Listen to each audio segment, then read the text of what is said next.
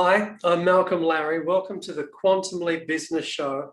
And my session is all about how to pitch your personal value to the marketplace, how to pitch yourself and your value to the marketplace. And over the next 45 minutes, I am going to share with you everything I've learned over the last 25 years in this area. Now, I wish I could have been here live with you so we could do some interacting, but I had to pre-record today because of a family commitment. But I really wanted to be part of the show. So thank you for being here on this session. My apologies I can't be live, but the pre-recorded version hopefully will still deliver you a lot of value. I'm going to share my PowerPoint and we're going to kick right into the content of the day. There I am again. There's a picture of me and a picture of me winning all the way. So starting the PowerPoint now. So I'm really excited to be here. My great thanks to John and Tara for all of their help setting up today's session and for inviting me to be here with you. So I really think pitching is a really critical skill that we need to have in all areas of our life in 2021 moving forward. Why? Because we operate in a marketplace of ideas, and it's the people who can share an idea are the ones who are going to have the competitive advantage in the marketplace. And I was scrolling through LinkedIn the other day and I saw this great quote by Bill Gates, who said, "I just showed my plan to 1,200 people, 900 said no, 3 people showed some interest, only actually 85 actually did something, 35 were serious, and 11 made me a billionaire." So you can see that if you want to be successful, you're going to do a lot of pitching. And when it comes to pitching, you know, I work with a lot of startups, different startup generators here in Stockholm. I'm speaking from Stockholm today. And, you know, I work with around 100 startups a year, and people are really good at pitching their product and service. They really work hard on that. But if I turn to them and say, "Can you pitch yourself?" Suddenly they're lost. So one of the things I would love to do for you today is to give you that ability to not only be able to pitch your product, your service, but also pitch yourself to the marketplace. Because before anybody buys something from you, they buy you. They have to believe in you. They want to know who's selling to them and what they're buying and who they're buying from. So it's not just about the pitch that's coming up. Maybe you have a job interview or you have a big presentation you have to do. This is about the rest of your working life, because the marketplace now is incredibly dynamic. In the Nordic countries, people stay on average in a job less than 3 years. That means every 3rd year, they're changing employer, they're changing their role. So this is a very dynamic marketplace. We need to be good at pitching.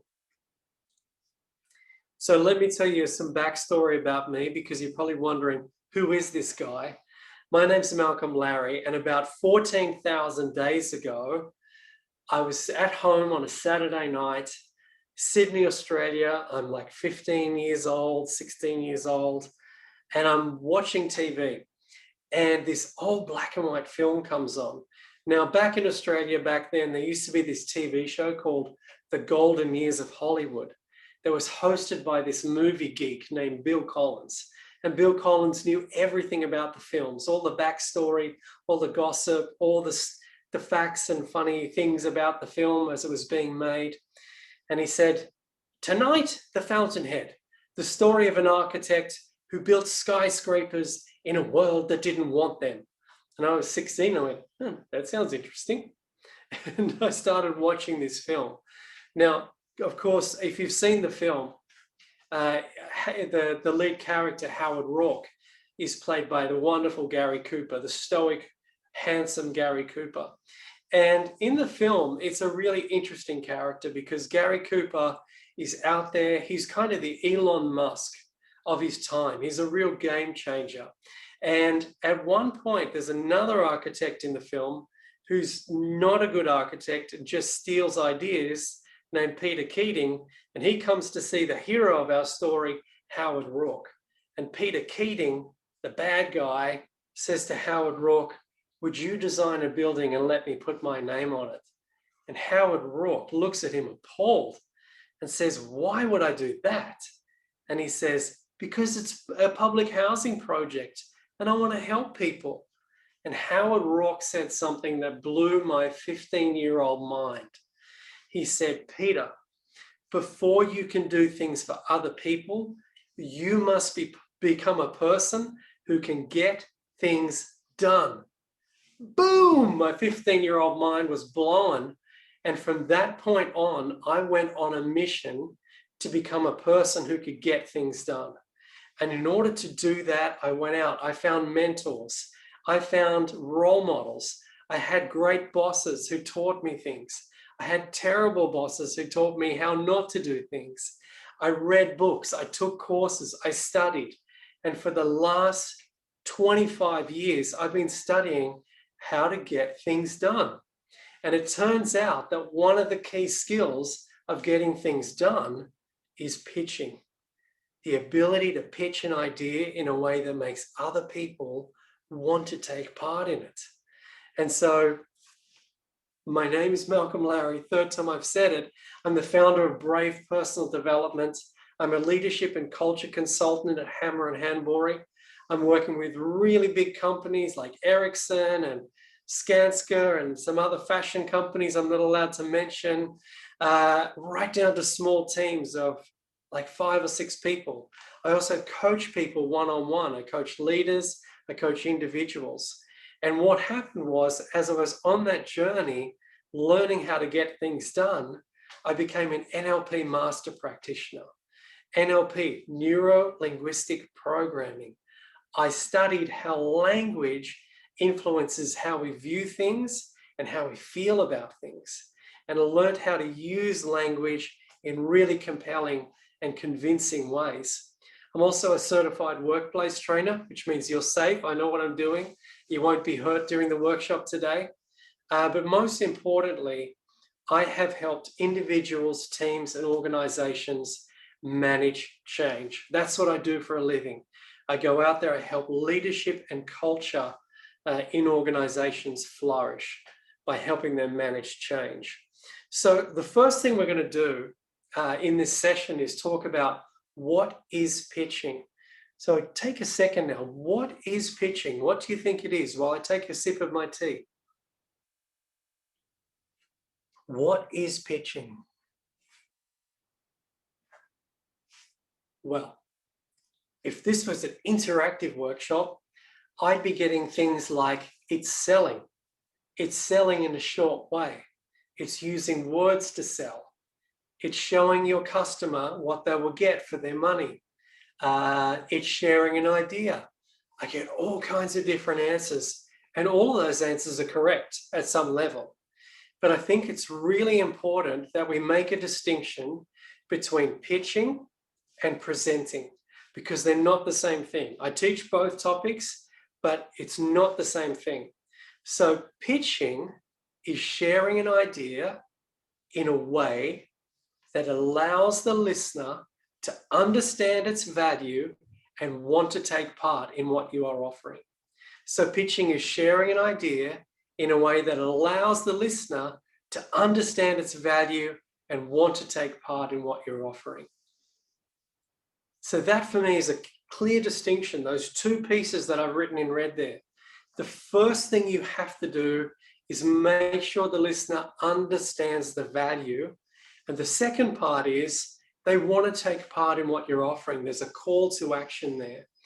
And for me, one of the things that a lot of people really miss when it comes to this definition is the value part. Not being able to demonstrate value.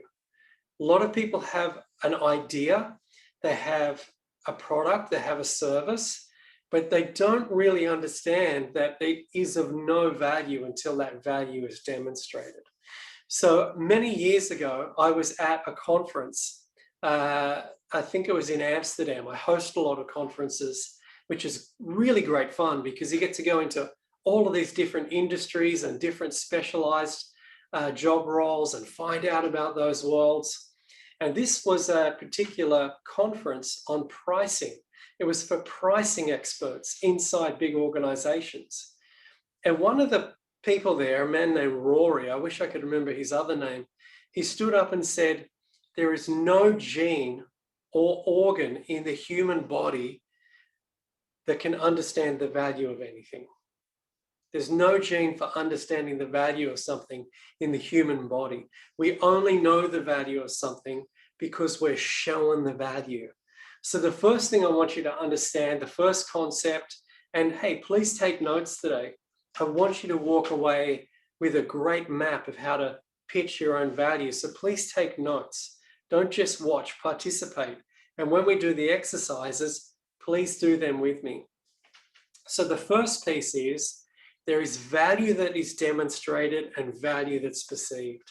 And when it comes to the marketplace, people can charge whatever they can put value to. Really simple example. 30 years ago, I'm walking down the fashion high street of Sydney, Oxford Street in Paddington in Sydney. And I walk into a Levi's jeans shop and they have grey t-shirts for $20. Let's say $20. Just a plain grey cotton t-shirt, Levi's brand, $20. Then we go out of that shop, we go down maybe 10 shops further down, and it's a Gucci shop or one of those luxury brand stores. I don't remember which one, Louis Vuitton, let's say. And we go in there, and in that shop was a grey cotton t-shirt that costs $250. More than 10 times the value of the Levi's t-shirt. And I said to the person in the shop, do you sell $250 t-shirts? And they said, yeah, every day. I couldn't believe it. But it's a classic example of how when value is demonstrated just through that, having that little logo of the luxury brand on the lapel, that value can be perceived. And someone will pay 10 times as much for one grey cotton t-shirt as another. And basically the t-shirt does the same function, right? It covers your body, keeps you warm. That's about it. But I think it's really important that we take this concept, value demonstrated, value perceived. It's your job as a person pitching to demonstrate value. So knowing how to pitch yourself is now a critical business skill. I don't think that anyone who is serious about having a successful career, a successful business, being a great leader, being someone who can contribute to their community, cannot know this skill. It is actually, I think, one of the most important skills for the next decade. Why? Because as technology takes over more of the labor of our day-to-day work, when your emails start answering themselves, according to Microsoft, we currently spend 28% of our time on email. In the next decade, that will drop down to 5% because your emails are going to start answering themselves. You have all of these productivity tools that allow you to know what you're doing, who's doing what, incredible collaboration tools. So what becomes important then is ideas. If the doing gets easier, the ideas have more space. Now, ideas are cheap. There's a million ideas coming to you every year. You have this idea, what about if I made edible plates? Or what if I did this? What if I did that? What about that project? You have a million ideas. It doesn't have any value until you can compellingly transfer that idea from your head into somebody else's. Because when it's only in your head, it has zero value. When it goes to someone else's head, someone else's brain, and you start sharing this idea amongst people, then the idea can start to live in the world and have a possibility of actually becoming something, a product, a process, a service, whatever it is. But I also think that we have to understand that ideas are going to be the currency of business moving forward. It is really going to be the people that can generate ideas that are going to move up the ladder more effortlessly. They're going to have more opportunity come towards them. They're going to become magnets for opportunity because their ideas are the compelling ideas that people are paying attention to. You know, if Elon Musk, who I've mentioned before once in this presentation, if Elon Musk wasn't good at sharing ideas, I don't think he'd be very successful. The fact that he can share his ideas with the people inside his companies, with the shareholders, with the public, in interesting and compelling ways, makes those ideas incredibly valuable. Without that, it's just an electric car in his garage, no one's buying it.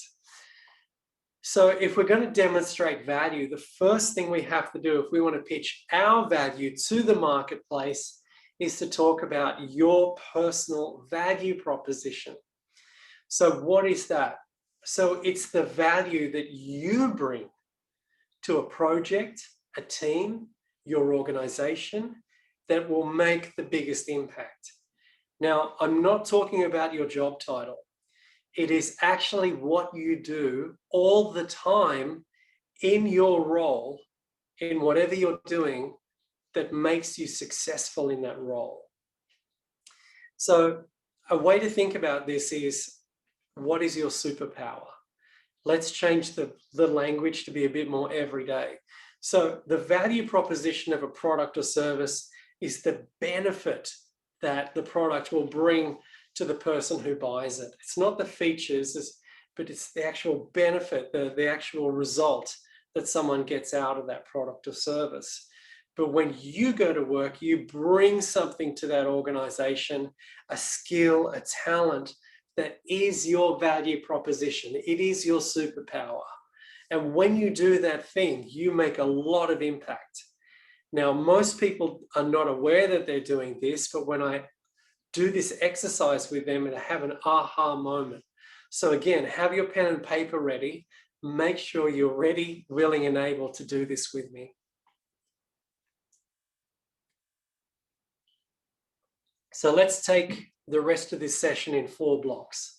We're going to look at your value proposition, your superpower. Then we're going to create a little elevator pitch, a really simple, a few sentences that sums up what you do, why you do it, and how people are changed by that. And then we're going to look at your story, because everyone's got an amazing story to tell, and humans are addicted to storytelling. And then finally, we're going to look at reputation, because I think in 2021 and beyond, we have so many great tools to manage our reputation out in the marketplace. It would be really terrible if we didn't take advantage of that, if we didn't use that opportunity to manage our reputation in the marketplace in a way that was beneficial to us. So now let's look at your superpower. So if I ask you, what is your superpower? What is the thing that you do in your role, in your business, that makes the biggest impact? What is it? I'm going to give you some hints. So what is your superpower? Now, I hope you're going along with me with your pen and paper. Please do this work. I'm sure this 45 minutes will be entertaining, but I'd love you to walk away with a little blueprint for yourself, rather than just watching me do the work. So what is your superpower? What do you know a lot about? What are you naturally good at? That's number 2. So what do you know a lot about? What are you naturally good at? What do most people ask you for help with? Excuse me. What do most people ask you for help with? Excuse me. I've been doing a lot of workshops and my voice is getting tired. What feels really good when you're doing it? What feels really good when you're doing it? And I think that's a really key one. What feels really good when you're doing it? You're like, yeah, I got this. What do you have a lot of curiosity about? What are you naturally curious about? What, when it comes up and you start reading about it and you're going into that topic or that topic area, you kind of naturally have a bottomless amount of interest for it. You know, I play drums, and this is my 40th year of playing drums, and I'm still curious about it. It's like, I always want to know more about it. What are you passionate about? What are you really, really passionate about that makes you want to focus on certain things? So let me tell you, for me, so what do I know a lot about? I know a lot about coaching. I know a lot about personal development. What are you naturally good at? Well, I'm naturally good at teaching and coaching. They're the things that I'm most naturally good at, I would say. What do most people ask me for help with? They come to me for strategy, for coaching on how to solve a problem, whether it's individual, a team, or an organization. People come to me with a problem and ask me to help them to build a strategy to get out of the problem. What feels really good when you're doing it? This feels really good. I love teaching. I love it. I could do it all day. That's why I do it all day. But, you know, I love doing this. I love coaching. I love teaching, and I love inspiring. What do you have a lot of curiosity about? I have a lot of curiosity about people, human nature, business opportunities. What are you passionate about? I'm passionate about being of service and helping people. I'm absolutely passionate about that. Excuse me. So, teaching, coaching, inspiring. So if sometimes your superpower will be one thing, like I am amazing at analyzing problems. I'm an analyst. I'm really good at analytical skills. Someone else would be like, I am an incredible coder of computers, computer coding, programming. Someone else would say, I'm a people person. I can get a team to do whatever needs to be done. Another person, it could be something like, I am a really great big picture thinker and can create big strategies the whole organization can move towards. You might have one thing. Or, like me, your superpower might be a combination of 2 or 3 things that come together. So I've got teaching, I've got coaching, and inspiring. Those are the 3 things that I get paid for. I basically get paid for doing those things all day long. Now, the good thing is, and this is just a little aside, if you want to fast track your career, understand what you're really good at and spend 80% of your time doing it. If you want to make a lot of money, be of great value, deliver great value to the marketplace, find out what your superpower is and find a way to do it all the time. Why? Because that is where you're going to deliver the most impact for yourself, your company, your organization, your community, your society. I don't know a better use of your time than spending your time doing the thing that you have been gifted to do. I don't know why I am good at teaching, coaching, and inspiring. I don't know how that happened, but I know it's true. And I know that when I do it, I deliver great value. Now, somebody else, I was doing this exercise in a famous accounting company, and this gentleman came up to me and said, I don't have a superpower. And I said, oh, yes, you do. Let's find out what it is. And we talked, and after 5 minutes, he said to me, I know what it is. I said, what is it? And he says, I can look at a complex problem for a long, long time until the answer emerges. Wow, what a very specific skill that he had. And I said, what kind of work do you do? And then he told me what it was, and I didn't understand. It was something like double shell super corporation tax liability, non-disclosures, blah, blah, blah. It was like this thing that I'd never heard of. I said, it sounds complex. And he goes, yeah, I mean, the average document is 60 pages, or I don't know. But his thing was, he was in the right place doing the right thing. I could never be successful in that job because my brain just doesn't function that way. His brain allowed him to focus in, read complex things for hours and hours until the important things became clear and he could solve the problem. So find out what your superpower is. It is so powerful to do this. And if you don't do anything else today, this will take you a long way. Next thing is we're going to look at the pitch. So how would we take this and start to bring it into some kind of language that makes it understandable, makes it sellable? Because if you just go out in the marketplace and go, woohoo, I teach, I inspire, I coach, yeah, people are going to go, whoa, weirdo, not buying this. So we need to have a more businessy way of saying what our superpower is. So here's an example of mine that I thought I'd share with you. So every day for the last 25 years, I've helped individuals, teams, and organizations manage change through inspiration and practical workshops so they can perform at their highest level.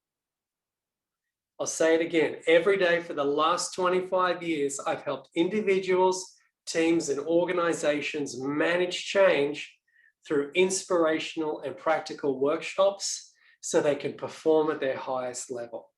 So what would yours be? So here's the formula. I've written it down for you. Now, if you like, take a screenshot of this for later reference, because I think that if you take the time to do this, you become clear for yourself. Now, a big piece of this being able to pitch your value to the marketplace is you doing the homework to understand your own value and then doing the work of writing a pitch so you can communicate that value. So here's a little framework of how you can do it that I think is really effective, and my statement above is based on this. So every day, and what effect do you create? What are you doing? So every day I help individuals and teams and organizations manage change. That's what I've written. Every day and then you're going to follow that up with the effect that you create. What is it that you do with your superpower? What do you create out of your superpower? Using my skills in the area of what skills and talents do you use to make this happen? So I'd use it through inspirational, practical workshops. And then so that, what do they get out of it that's even more important? Yeah? So that, and then they can perform at the highest level. And then you can also say something extra if you like. So you could say, how are they changed by working with you? So if I was going to add something to this is just my LinkedIn statement, my LinkedIn summary that I've copied here today, but I could add something to this, like they can perform at their highest level and become market leaders in their field, for example, or perform at their highest level and continue to thrive. They can perform at their highest level and take more market share, etc., etc. However you want to, whatever direction you want to put that change statement in. But I think if you start to work around this area and start to look at this, and I want to just give you a few minutes now, and we're going to just go through it together really slowly. I want you to work with me now.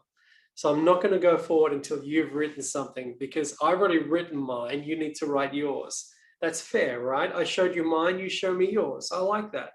So every day, what effect do you create? What effect do you create? Are you changing teams? Are you building strategy?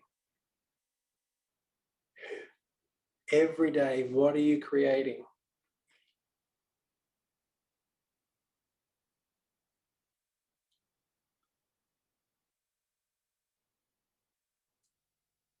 Now, for me, it's managing change.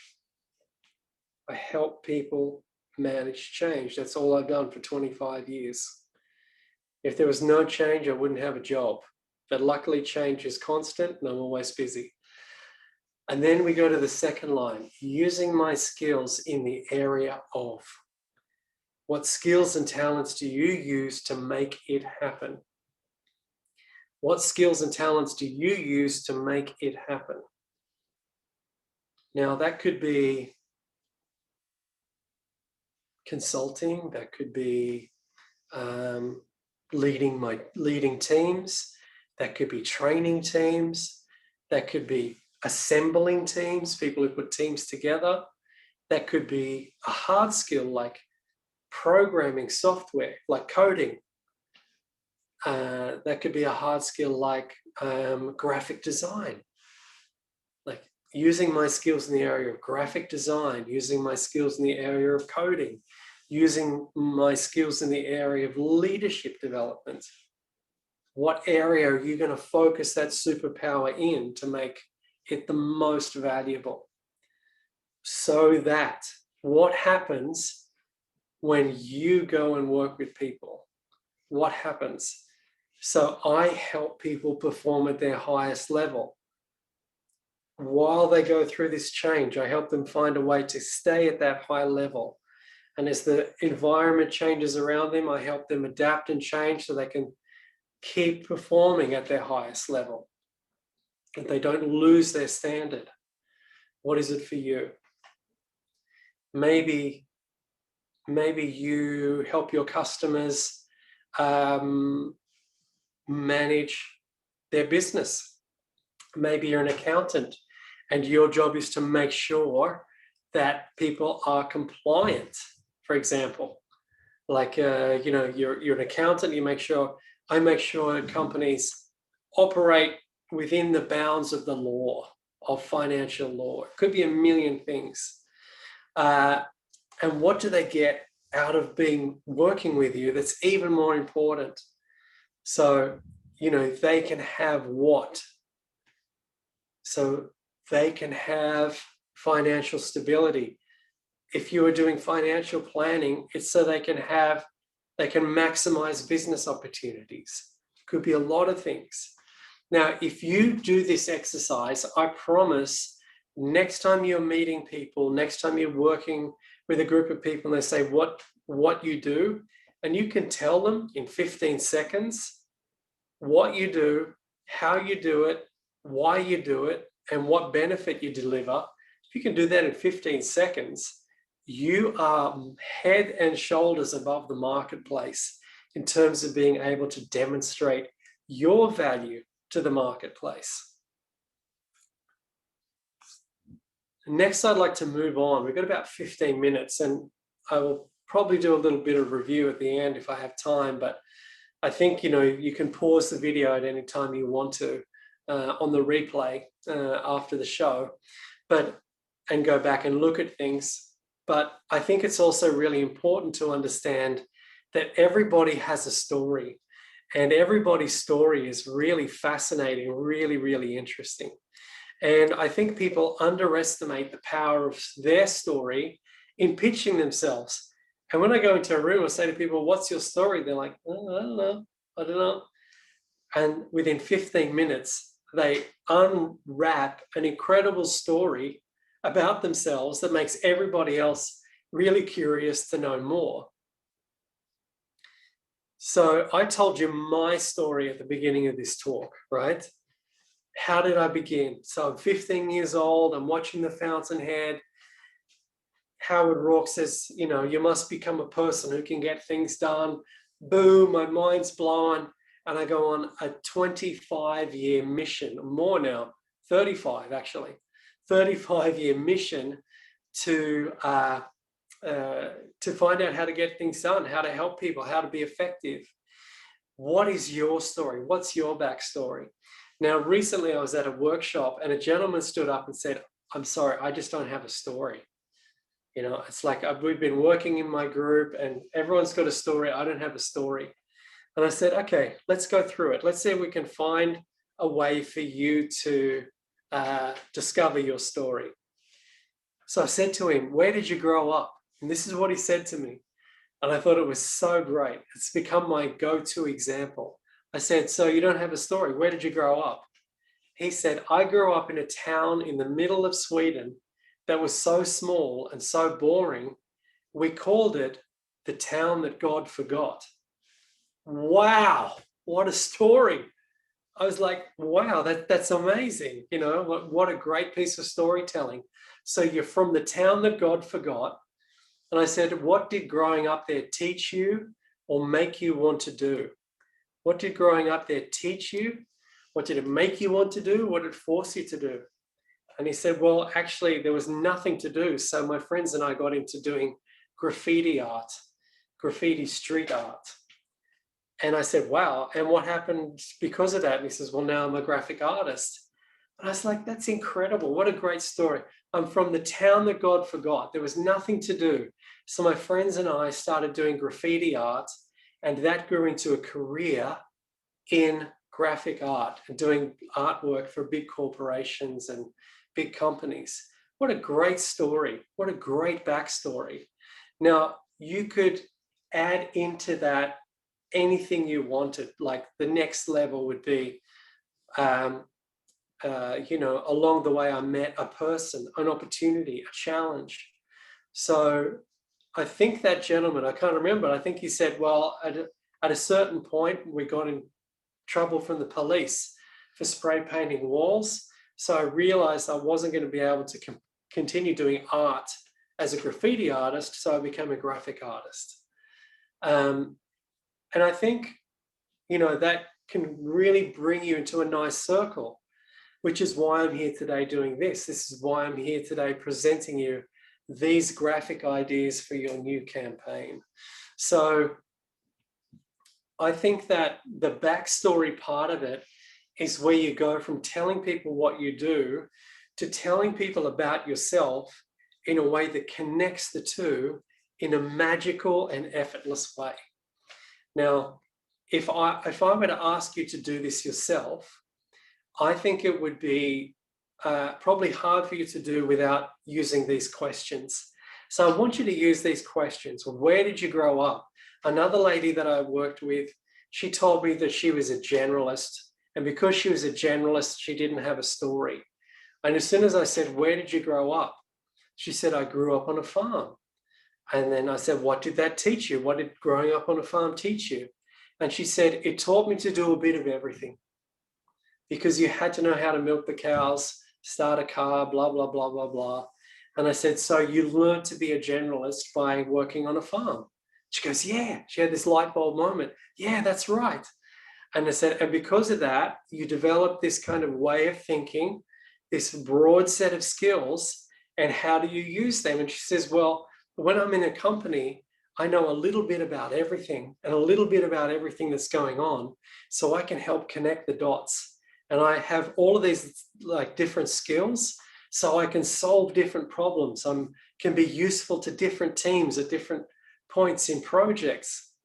Fantastic storytelling, right? And so I would love you to do this exercise as well. We've got about 5 minutes left. And I want to make sure I touch on something that is, I think, so critical in 2021 and beyond, which is your reputation.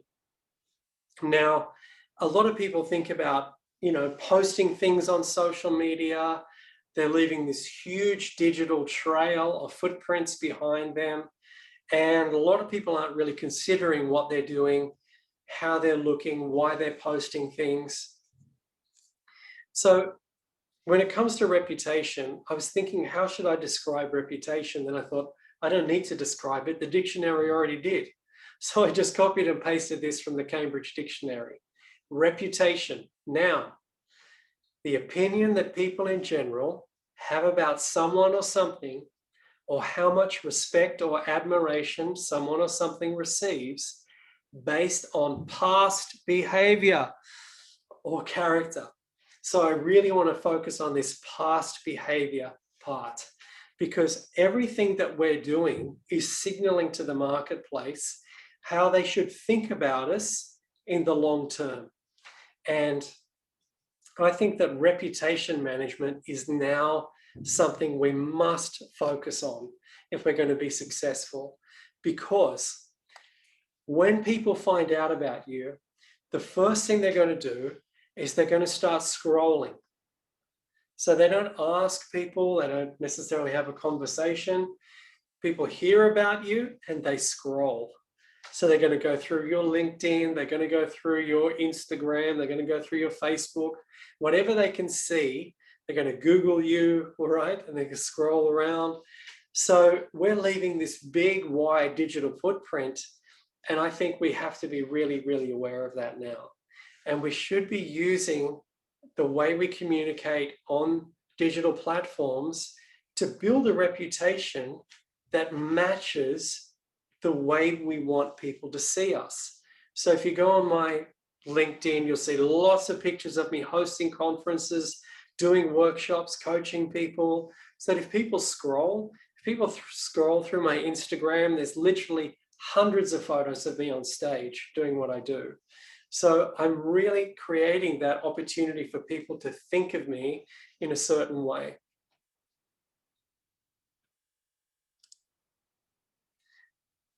And I think that when we're, doing our pitch, the every day I blah, blah, blah, so that people can, etc.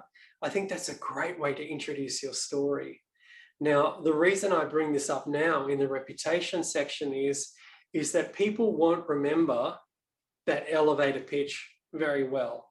They'll understand it in the moment, but they won't necessarily remember it. But if you tell them something like, I grew up in a town that God forgot, they will never forget that story. And so that introduction when you're meeting people is the first point where you start building a reputation with them. And if people say, what do you do? And you go, well, I'm sort of working with, like a company and I do project management and stuff. It's like that is building a reputation of being uncertain from the beginning. So go out there and use your personal pitch to create a lot of certainty. Now I've got 2 minutes left and I just want to say, you must consistently manage, just move my picture here. You must consistently manage and build your professional reputation. You must consistently build and manage your professional reputation. It is a full-time, occupation. It's a daily occupation, I should say, to consistently build your reputation. Don't leave your reputation to chance. Don't leave that in other people's hands, because you've got social media now, you've got blogs, you've got talks, you've got co-workers who are going to talk to other people about you. You've got this big professional network that you're part of right now. This is why you came in here, because you're networking, this big professional network who's talking about you. And most importantly, and this is the most important slide of the day, the quality of the work you do on a consistent basis is your reputation. Now, I've talked about pitching, and once you pitch, once you get the opportunity to do the work, make sure the work is as world-class as possible, please, because the quality of the work you do on a consistent basis really becomes your reputation. Now, I am really proud to say that I have a business where I do no marketing. I spend no marketing budget at all each year. I just post on social media myself, just a few posts every week, and my reputation from my past clients, coaching clients, company clients, teams I've worked with spreads out and opportunity comes towards me. And I'm really proud of that. And that's what I wish for you. So just in closing, I just want to say this is a skill. You need to practice it. It's not going to happen by itself. So every day when you're in the shower, pitch yourself. Not only will you become hygienically clean, which is always good business practice, you become better at pitching yourself. So practice each day when you're in the shower. Every day I create blah, blah, blah. My story is get used to saying it over and over so it becomes second nature. I'm out of time, but my name is Malcolm Larri. I would love to see your personal pitch. If you scan that code, you can connect with me on LinkedIn. If you would love to send me your personal pitch for me to review and edit with you, I'd be so happy to do that. My name's Malcolm Larri, and this is the end of my talk. Thank you so much to Quantum Leap Business Show for having me. I'll see you next time. you.